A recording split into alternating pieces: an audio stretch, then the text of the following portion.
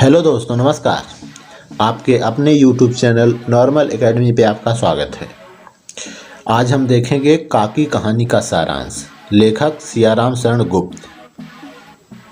श्यामू नाम का एक बालक है। वह अबोध है। उसकी माँ का देहांत हो गया है, परंतु उसे मृत्यु का अर्थ नहीं मालूम है। घर के सारे लोग विलाप कर रहे हैं। उसकी माँ मृत्युशैया पर लेटी हुई है। जब उसकी माँ को लोग शमशान घाट ले जा रहे हैं, तब वह बहुत परेशान होता है। वह अपनी माँ के शव पर गिर जाता है और लोगों को अपनी माँ को ले जाने से रोकने का असफल प्रयास करता है। एक दासी उसे संभालती है। उसकी हालत ऐसी हो गई थी कि वह अपनी माँ के अग्नि संस्कार में भी न जा सका। गुरुजनों ने उसे समझाया कि उसकी माँ, जिसे वह काकी कहता था, वह कहीं और नहीं, उसके मामा के घर गई है। लेकिन कुछ ही दिनों में उसे पता चल गया कि उसकी काकी और कहीं नहीं, ऊपर राम के यहाँ गई है। दिन बीतते गए, लेकिन काकी के लिए उसका मन शोकाकुल रहता था।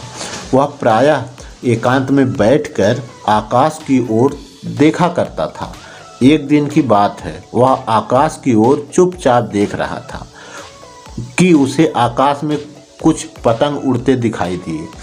कुछ सोचकर उसका बाल मन खुशी से झूम उठा। वह दौड़कर अपने पिता के पास गया और बोला, काका, मुझे पतंग मंगा दो, अभी मंगा दो। पत्नी की मृत्यु के बाद उसके पिता विश्वेश्वर भी अनमने से रहते थे। अच्छा, मंगा दूंगा, ऐसा कहकर वे कहीं चले गए। वे बच्चे की भावना को समझ नहीं सके। श्यामू पतंग के लिए उत्कंठित था। उसने देखा कि खूंटी पर पिताजी की कोट टंगी है। उसने चुपके से वहां से पैसे लेकर सुखिया दासी के लड़के भोला से पतंग डोर मंगा लिया। उसने भोला से अपने मन का रहस्य बताया कि वह पतंग ऊपर राम के यहाँ भेजूंगा। इसको पकड़कर काकी नीचे उतरेगी। मैं लिखना नहीं जानता हूँ, नहीं तो इस पर काकी का नाम भी लिख देता।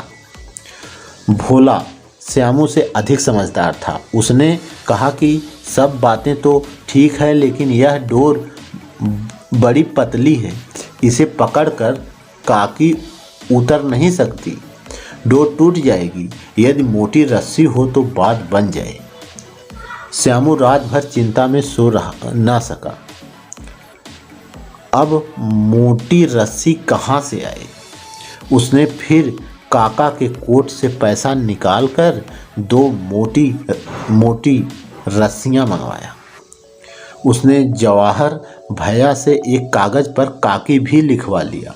अब भोला और श्यामू एक अंधेरी कोठरी में बैठकर पतंग में रस्सी बांधने का काम कर रहे थे कि अकस्मात ही विश्वेश्वर इस शुभ कार्य में विघ्न की तरह आ पहुँचे और दोनों को डांटकर पूछा, तुमने कोट से रुपए निकाले हैं?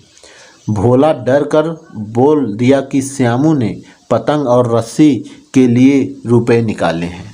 विश्वेश्वर ने श्यामू को 2 तमाचे जड़ दिए और कहा कि चोरी सीख कर जेल जाओगे। उन्होंने पतंग फाड़ दिए। वह फिर पूछा, रस्सियों का क्या होगा?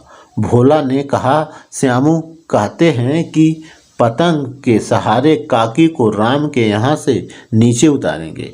उसने पतंग की ओर देखा जिस पर लिखा था काकी। विश्वेश्वर हतबुद्ध होकर वहीं खड़े रह गए। काकी कहानी का सारांश समाप्त हुआ। इस वीडियो को शेयर करें, लाइक करें, चैनल को सब्सक्राइब करें। नमस्कार।